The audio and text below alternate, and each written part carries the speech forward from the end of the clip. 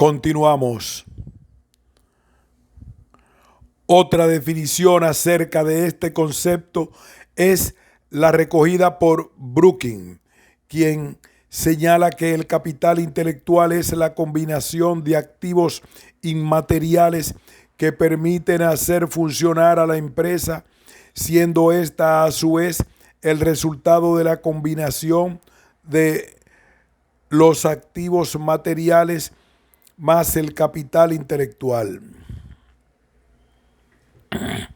En esta misma línea, Nevado, Peña y López Ruiz afirman que este tipo de capital es el conjunto de activos de la empresa que, aunque no estén reflejados en los estados contables, generan o generarán valor para la misma en el futuro, como consecuencia de aspectos relacionados con el capital humano y con otros estructurales como la capacidad de innovación, las relaciones con los clientes, la capacidad de los procesos, productos y servicios, el capital cultural y comunicacional, y que permiten a una empresa aprovechar mejor las oportunidades que otras, dando lugar a la generación de beneficios futuros. De forma similar, Big define el capital intelectual como aquellos recursos que son creados a partir de actividades intelectuales y que van desde la adquisición de recursos que son creados a partir de actividades intelectuales y que van desde la adquisición de nuevo conocimiento o los inventos a las relaciones con los clientes. Además, el autor afirma que su gestión tiene como objetivo renovar y maximizar el valor de los activos intelectuales de la empresa. Por otro lado, Bontis, para definir el concepto de capital intelectual, comienza diferenciando lo que es información de conocimiento. Así, afirma que mientras que la información es la materia prima, el conocimiento puede ser ya considerado como el producto finalizado. De este modo, los directivos reciben como input la información y tras su análisis obtienen como output el conocimiento. Tras esta aclaración, el autor concluye afirmando que el capital intelectual es la búsqueda del uso eficaz del conocimiento como opuesto a la información. Para comprender mejor el significado de lo que es el capital intelectual, Bradley afirma que deben de cambiar los estereotipos que se tienen de las empresas. Para ello, este autor parte del ejemplo de una empresa dedicada a la fabricación y venta de chocolate. En ella,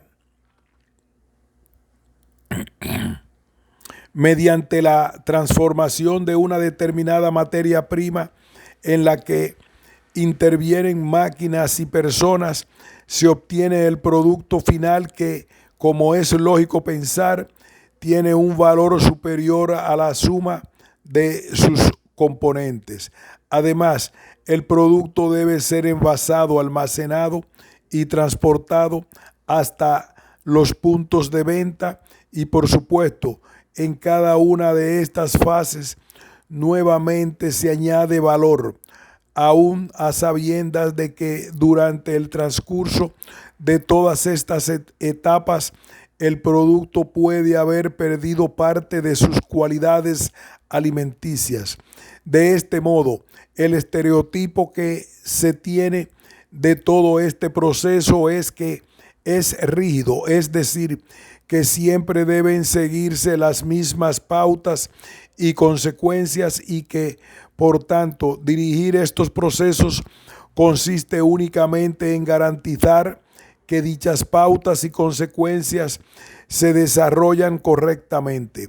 Sin embargo, una aproximación alternativa a este proceso es aquella en la que cada paso no se ve como una secuencia rígida de acciones, sino que, por el contrario, se observa como la aplicación de unas determinadas ideas o fórmulas que permiten transformar un producto en otro con mayor valor y donde esta diferencia es consecuencia del capital intelectual que en este caso concreto ha tomado la forma de tecnología. Además, se debe mencionar que para el autor la unidad de producción no tiene por qué estar situada siempre, como es el caso del ejemplo anterior, a nivel de fábricas, sino que de forma alternativa puede encontrarse ubicada perfectamente a nivel individual de empresas, de industrias y, por supuesto, de países. Bradley se acerca al concepto de capital intelectual a través de una metáfora. De este modo, el autor plantea la organización como una gran cocina donde existen diversas materias primas como harina, verduras, etcétera, procedentes de diferentes lugares del mundo. También se encuentra dotada de máquinas y utensilios como hornos, batidoras, etcétera, los cuales también pueden tener un origen diverso y que, al igual que ocurriría con la materia prima en la cocina, también está presente el factor humano. En este caso, el cocinero, que también puede proceder de cualquier región del mundo. Sin embargo, todo este conjunto de elementos por sí solo no es suficiente, puesto que se necesita el libro de cocina, o sea, aquel elemento que recoge el conocimiento, es decir, la forma en que los platos serán preparados y las cantidades que son necesarias para su correcta elaboración. Así, el libro de recetas permite que el cocinero que se encuentre en la cocina con múltiples ingredientes que combinar para realizar un plato pueda elaborarlo de forma sencilla y sin tener que recurrir a múltiples pruebas. Además, es de destacar que, aunque llegar a diseñar estas recetas puede resultar costoso, una vez que se consiguen, pueden ser utilizadas de forma indefinida sin coste alguno. En resumen, para este autor, el capital intelectual es la habilidad para combinar inputs físicos con relativamente bajo valor intrínseco, de forma que esta mezcla tenga un alto valor potencial. Además, una de las grandes ventajas que para él posee el capital intelectual consiste en que, una vez que éste es manejado, el número de ideas que se pueden producir no tiene techo, y además cada una de ellas puede conducir a incrementar el valor de la empresa. Una matización importante a las definiciones anteriores Una matización importante a las definiciones anteriormente expuestas es la que ofrecen Petty y Guthrie, quienes, tras afirmar que el capital intelectual está formado por una parte estructural compuesta por software, redes de distribución, etc., y una parte humana que incluye los recursos humanos que pertenecen a la organización y los externos, dentro de los cuales se hallan los proveedores y clientes, sostienen que el concepto de capital intelectual, aunque en muchas ocasiones se confunde con él, es diferente al de activo intangible. Así, consideran que existen activos intangibles que no pueden formar parte del capital intelectual. Como ejemplos de estos, citan la reputación de las empresas o la fidelidad de los clientes. Los autores no pueden ser considerados como capital intelectual per se. Como ejemplos de estos, citan la reputación de las empresas o la fidelidad de los clientes, las cuales, aunque son consecuencia de la gestión del capital intelectual de la empresa, según estos autores, no pueden ser considerados como capital intelectual per se. No obstante, otros autores como Edmondson y Malone sí incluyen activos de la naturaleza de los anteriormente mencionados como parte del capital intelectual. Para finalizar, y a modo de síntesis, se presenta una definición integradora que pretende recoger los aspectos más importantes aportados por otros autores. El capital intelectual es la combinación de activos inmateriales o intangibles, incluyéndose el conocimiento del personal, la capacidad para aprender y adaptarse, las relaciones con los clientes y los proveedores, las marcas, los nombres de los productos, los procesos internos y la capacidad, investigación y desarrollo, etcétera, de una organización que, aunque están reflejados en los estados contables tradicionales, generan o generarán valor futuro y sobre los cuales se podrá sustentar una ventaja competitiva sostenida. El capital intelectual, dimensiones. A la hora de establecer una clasificación de los distintos elementos que componen el capital intelectual, son diversas las contribuciones que los diferentes autores han aportado tanto desde el punto de vista teórico como práctico. No obstante, en los últimos años parece existir un cierto consenso en cómo puede observar en la figura dividir el capital intelectual en tres componentes: el capital humano, el capital estructural y el capital relacional. Por ello, a continuación se analiza el significado de cada una de las dimensiones tal y como han sido concebidas por los distintos autores, tanto en sus reflexiones teóricas como en la definición de los modelos que han formulado para su medición. Por otro lado, aunque se presenta cada uno de los bloques de forma aislada, no se debe olvidar la existencia de vínculos entre ellos, resultando clave para la correcta gestión del capital intelectual determinar las relaciones o sinergias existentes entre cada uno de los subcomponentes que lo conforman. Estas relaciones son tratadas en la parte final de este trabajo. Capital humano. Los rápidos avances tecnológicos en las telecomunicaciones y en la informática están transformando la naturaleza del conocimiento, habilidades y talento de los individuos.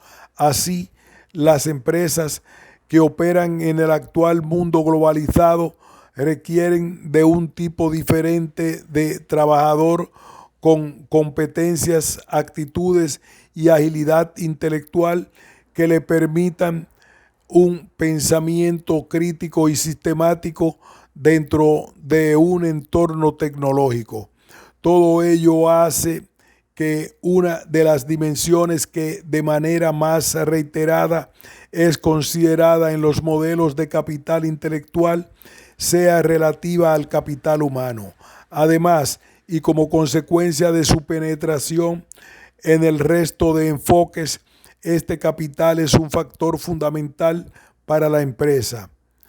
Edmondson y Malone, ya que la carencia de una adecuada dimensión humana condicionará de forma negativa el resto de las actividades que crean valor para aquella.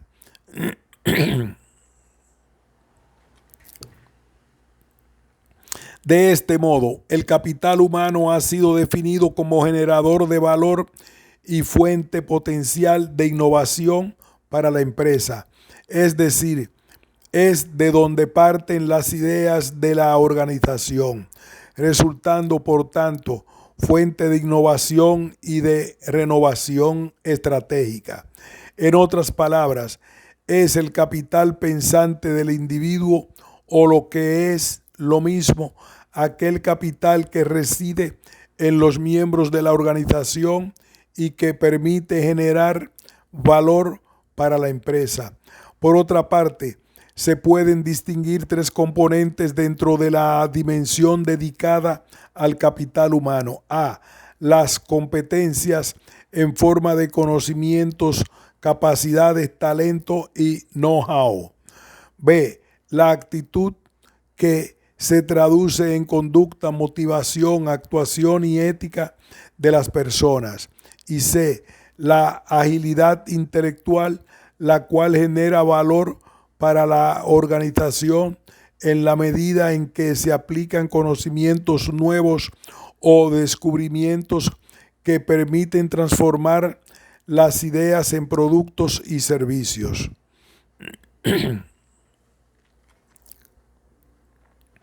Por su parte, Bontis, Crossan y Holland, Bueno Campos, Camisón Zornoza, Palacios Marqués y Debes Caraña, Euforum, Ordóñez, De Pablos, Petrach, conciben el capital humano de forma muy similar a lo anteriormente expuesto, considerando que éste se encuentra integrado por el stock de conocimientos tanto tácitos como explícitos que poseen los miembros de la organización.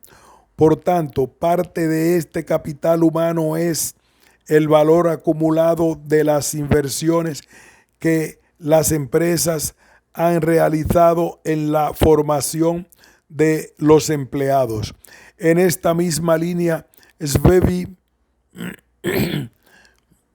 en su monitor de activos intangibles, establece una dimensión a la que denomina competencias de los trabajadores y que es definida como la capacidad que tienen los miembros de la organización para actuar ante diferentes situaciones y crear tanto activos materiales como inmateriales. Además, si bien es cierto que el verdadero poseedor de este tipo de capital no es la empresa, sino los propios trabajadores, este forma de parte del valor de la organización y por tanto debe ser considerado como capital para la empresa y ser incluidos en su balance, en especial si ésta es intensiva en conocimiento y por tanto depende fundamentalmente de su personal. Por ello, el capital humano también es definido como aquel conocimiento que pierde la empresa cuando sus empleados la abandonan y que por tanto presenta dificultades para ser retenido en estas.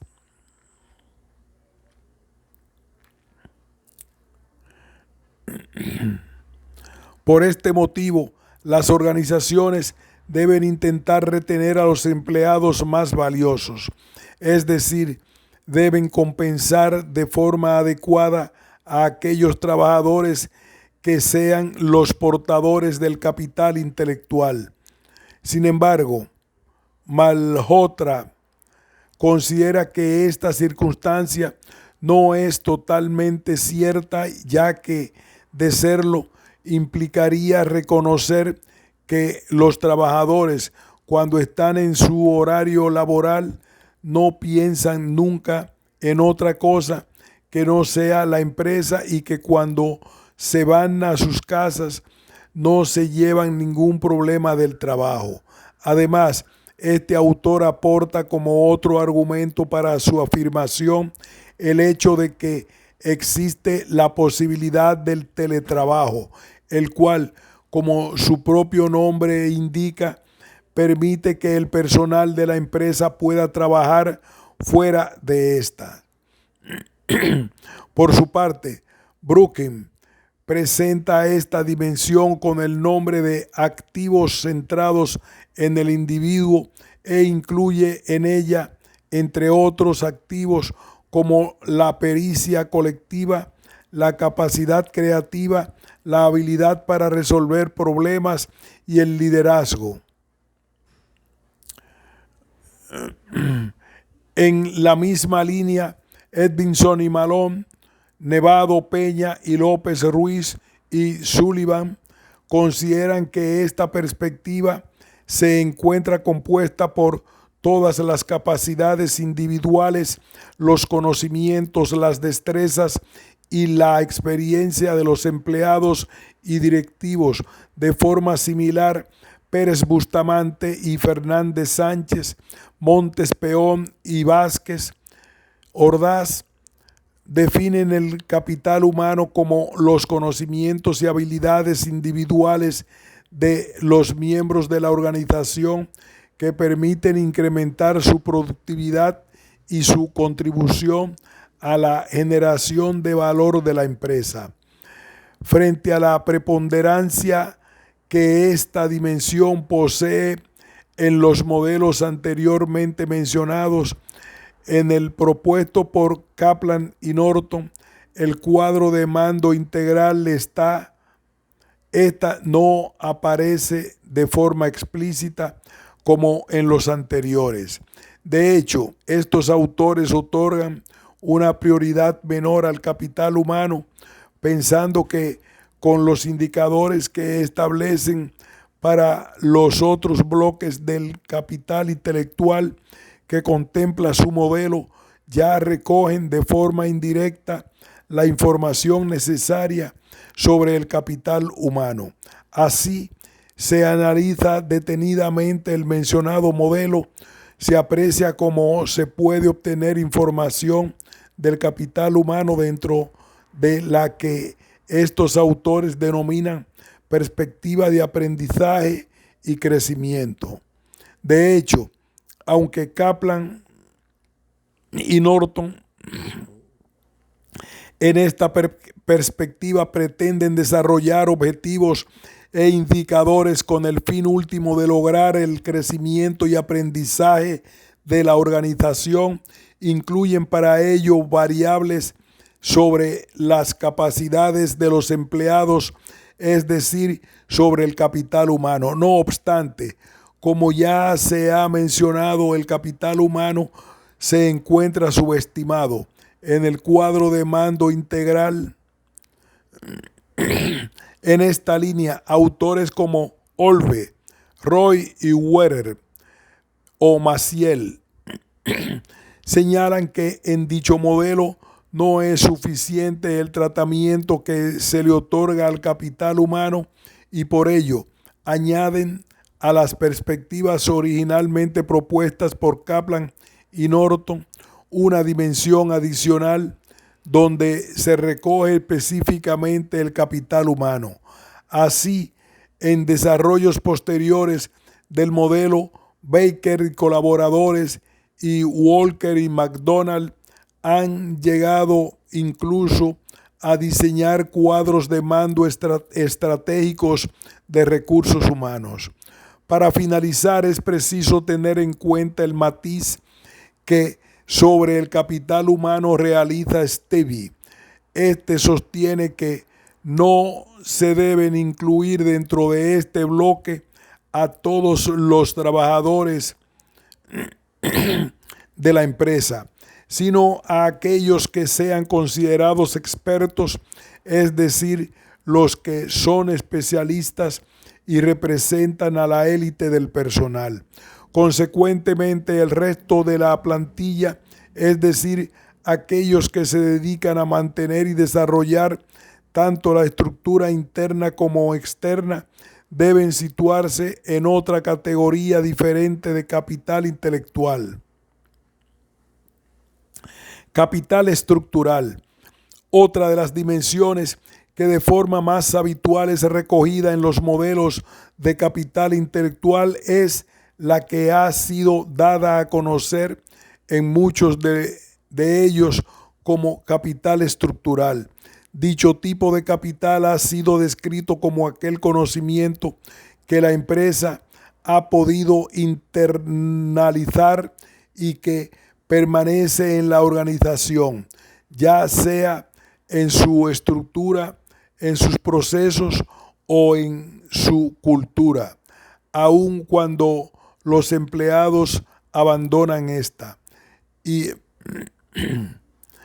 Petrach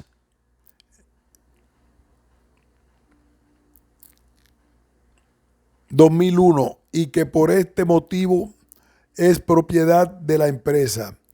Por tanto, cabe incluir en esta dimensión todos los intangibles no humanos de la organización, es decir, que pueden considerar como del capital estructural desde la cultura o los procesos internos hasta los sistemas de información o bases de datos.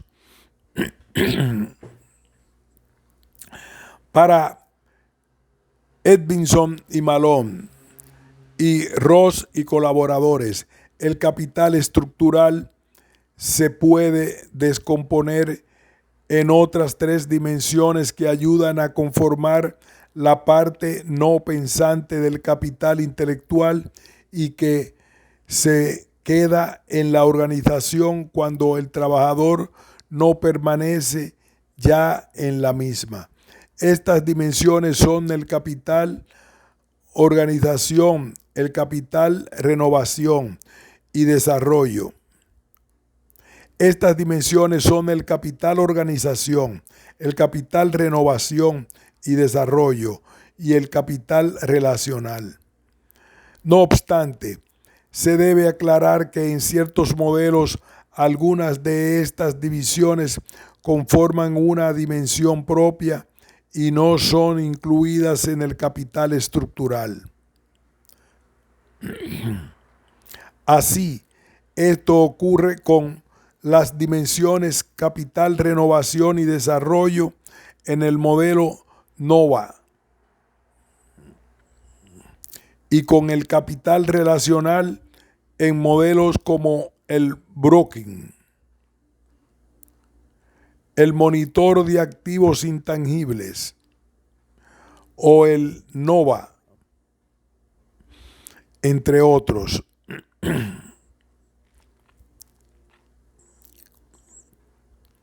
Comenzando por el capital organizativo, en el que se incluye el valor generado por la estructura interna de la empresa y la forma en que se desarrollan las operaciones y procesos que tienen lugar dentro de ella. Así se entiende que forman parte de este capital los procesos internos, las formas organizativas, los flujos de información o la propia cultura de la empresa. Por otro lado, el capital renovación y desarrollo hace referencia a cualquier aspecto de la empresa que pueda generar valor futuro a través de una mejora, la cual puede quedar plasmada en el capital intelectual o financiero. Por tanto, son indicadores del mismo el porcentaje de negocios procedente de nuevos productos, los cursos de formación, los gastos en renovación o las nuevas patentes registradas. Ross y colaboradores. Por su parte, las ideas, las estructuras de funcionamiento, la organización administrativa e informática, etcétera, elementos estos que son propiedad de la empresa y que por tanto cumplen con la propiedad anteriormente mencionada, de permanecer en esta cuando el empleado se va y que a su vez tienen como una de sus características el que pueden ser creados dentro de la empresa o adquiridos en el exterior. En este sentido, la cultura y el ambiente organizativo son considerados también componentes internos. De forma similar, en la definición de dentro del modo intelecto se da sobre el capital estructural, se menciona que este incluye el conocimiento sistematizado, explícito e internalizado por la organización, incluyéndose por tanto los sistemas de información y gestión, las patentes o la tecnología disponible. A su vez, los autores de este modelo también destacan el hecho de que, al contrario de lo que sucede con el capital humano, este tipo de capital sí es propiedad de la empresa.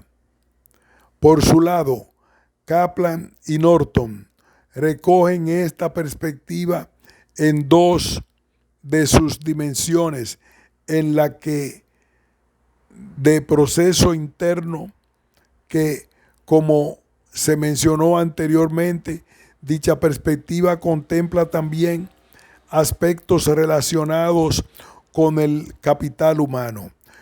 En la primera de ellas se identifican aquellos procesos críticos en los que la empresa debe ser excelente. En este análisis, por su naturaleza, resulta interesante incluir los recursos y capacidades que la empresa necesita mejorar.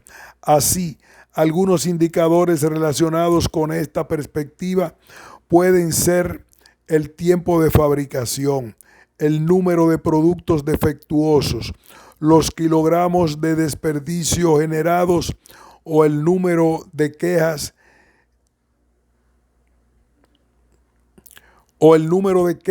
de los clientes. En la segunda de las perspectivas, que como ya se ha citado, solo será considerada la parte, no se incluirán los indicadores propuestos por los autores, puesto que hay que excluir los que anteriormente se relacionaron con el capital humano. De este modo, en esta perspectiva se intenta establecer indicadores que permitan determinar si la empresa puede asegurar su capacidad de renovación a largo plazo y por tanto su supervivencia. También Brookings sitúa este tipo de activos en sus dos dimensiones, concretamente en la de activos de propiedad intelectual y la de los activos de infraestructura. Así, los primeros se derivan de la protección legal que la organización ejercita sobre aquellos activos que tienen un valor especial para la misma, entre los que se encuentran el know-how, los secretos de fabricación, el copyright, las patentes, los derechos de diseños y marcas de fábrica y servicios. En cuanto a los copyright, en cuanto a los segundos, estos hacen referencia a aquellos activos que aportan orden, seguridad, corrección y calidad a la organización y al contexto en el que los empleados se desenvuelven, como es el caso, por ejemplo, de las tecnologías, las metodologías y los procesos que hacen posible el funcionamiento de la organización, la cultura corporativa, los métodos para el cálculo de riesgos o las bases de datos de información. Capital relacional. El capital relacional se dibuja sobre la consideración de que las empresas no son sistemas aislados, sino que por el contrario se relacionan con el exterior. Así, las relaciones de este tipo que aportan valor a la empresa son las que deben ser consideradas capital relacional. Por tanto, este tipo de capital incluye el valor que generan las relaciones de la empresa con no solo con clientes, proveedores y accionistas, sino con todos sus grupos de interés, tanto internos como externos. Es decir, es el conocimiento que se encuentra incluido en las relaciones de la organización. Visto desde una perspectiva, el capital relacional es la percepción de valor que tienen los clientes cuando hacen negocios con sus proveedores de bienes o servicios. De este modo, algunos indicadores muestran el desarrollo de este capital dentro de la organización son, por ejemplo, el índice de repetición de los clientes, la cuota de mercado o el número de alianzas establecidas como otras organizaciones. Por su lado, SBEBI domina en esta dimensión componente externo e incluye en ella las relaciones con los clientes, proveedores, nombres de los productos, las marcas registradas, la reputación o la imagen. De este modo, algunos de estos elementos pueden ser protegidos legalmente, mientras que en otros dicha protección resulta más complicada. Además, la inversión en muchos de estos activos genera unos beneficios inciertos. Por ejemplo, resulta difícil anticipar los efectos que se derivan de invertir en potenciar la imagen de la empresa. En esta misma línea,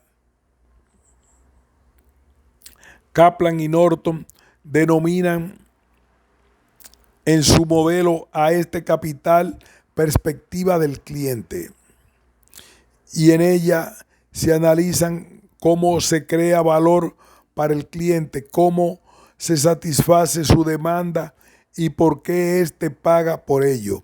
Por tanto, lo que pretenden es identificar y medir de forma explícita para que de este modo poder gestionar mejor las propuestas de valor añadido que se obtendrían con los segmentos de clientes y de mercados seleccionados. No obstante, si bien en su modelo estos autores limitan explícitamente esta perspectiva externa o relacional a los clientes, esta se puede extender a los proveedores y en general a todas las relaciones que posea la empresa con su entorno.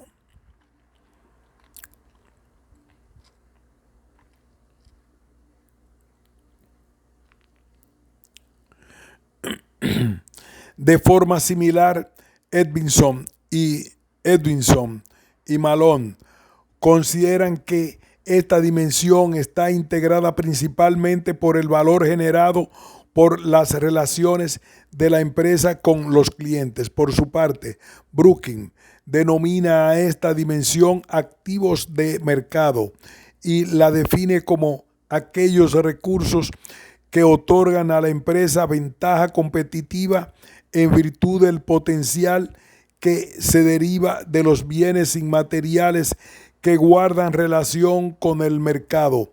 Finalmente, Camminson, Sornosa, la denominan capital social y la definen como el conjunto de activos de conocimiento cuyo proceso de acumulación se deriva de las relaciones con los clientes. Por último, y a modo de aclaración, se debe reflejar que el valor de las relaciones de la empresa con sus clientes influyen los miembros de la organización que establecen y mantienen dichas relaciones. Por tanto, en su gestión siempre habrá un factor de incertidumbre mayor, la que tienen los activos pertenecientes al capital estructural.